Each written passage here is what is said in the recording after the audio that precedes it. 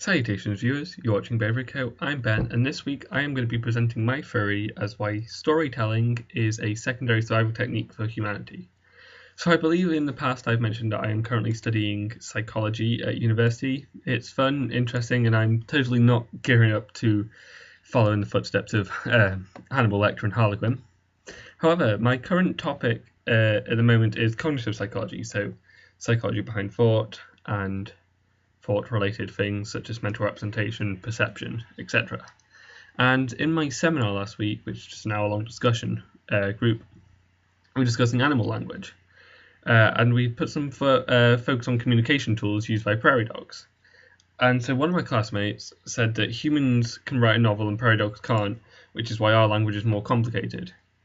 But the reason that we have this is because prairie dogs don't have the need to write a novel, but then you could argue neither does a human. So this video is going to explain why I believe that we do actually need the skills and the complex language to write a novel, because I believe that storytelling is a survival technique. And so I have 2 points to this. It's firstly, storytelling helps us alleviate the psychological effects of isolation.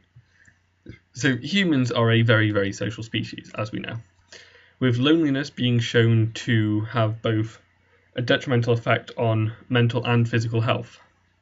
One of the ways that we alleviate these effects is by forming social groups, and in order to combat isolation within a social group, we have to create and maintain bonds, and one of the ways we do this is through entertainment, such as storytelling.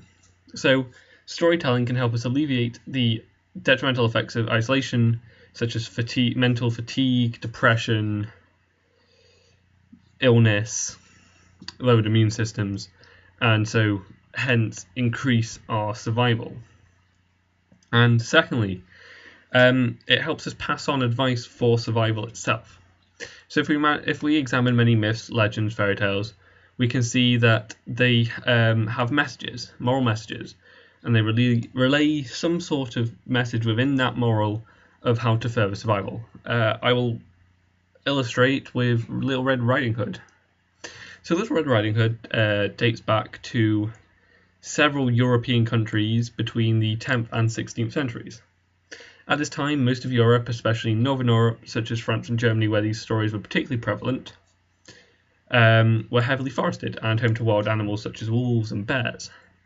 It's believed that parents, fearing for their child's safety because of the woods and the animals, would tell a true tale of a young girl similar to their child's age to dissuade their children from entering the forest because they know how dangerous forests are. Or, on a secondary note, the story is a more general warning against interacting with strangers. Now, this is a very, very old survival technique because we'd form groups of cavemen, and so we'd be suspicious of strangers because we didn't know if they were sick or if they were spies for other tribes trying to find our weaknesses. And so Little Red Riding Hood also reinforces the survival technique of being distrustful of strangers in order to ensure the survival of your group. So yeah, those are my 2 points. There's only 2, but what can you say? Those are my 2 points on why I believe that actually storytelling, unlike my classmates' opinion, is actually a survival technique.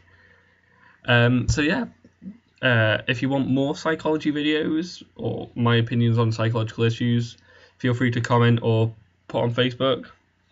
So yeah, I will see you next time, guys.